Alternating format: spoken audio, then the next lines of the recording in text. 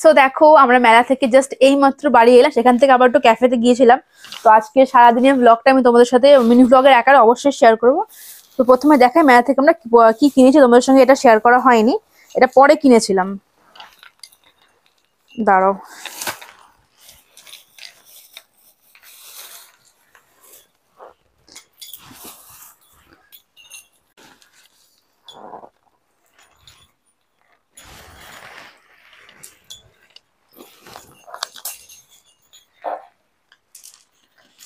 এই যে।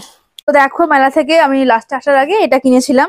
এটা হচ্ছে দরজার যে দু সাইডে লাগায় ও বাড়ির জন্য কিনেছি।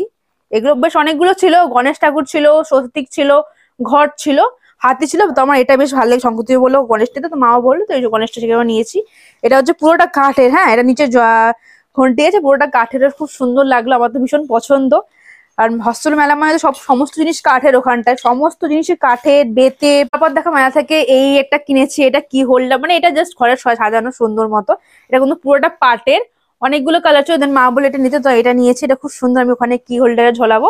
আর এই যে মা একটা ছোট্ট মিনি পার্স নিয়েছে, এটা হচ্ছে পাটের, খুব সুন্দর। এই দেখো, ভীষণ, আমার তো ভীষণ পছন্দ হয়েছে। তারপর আমি এটা আর একটা পেলাম না, দেখে নেওয়া হয়নি, বড় বড় ছিল, এটা মিনিটা খুব সুন্দর লেগেছে আমার। তারপর ঝটপট দেখাই, মা একটাই মাটির কাপ নিয়েছে ভাইয়ের জন্য, ভাই খুব ভালোবাসে মাটির কাপে চা খেতে, সেই কারণে এটা ভাইয়ের জন্য নিয়েছে কাপ। তারপর বাস আমার টুকটাক এই কেনাকাটা করেছে। আর তারপর আমি পিঠে খেতে বড্ড ভালোবাসি, সেই কারণে আমি একটা আসার সময় মালপোয়া নিয়েছিলাম, তো এই যে মালপোয়া। তো ব্যাস এই ছিল আমাদের আজকের দিন, তো চলো বাই।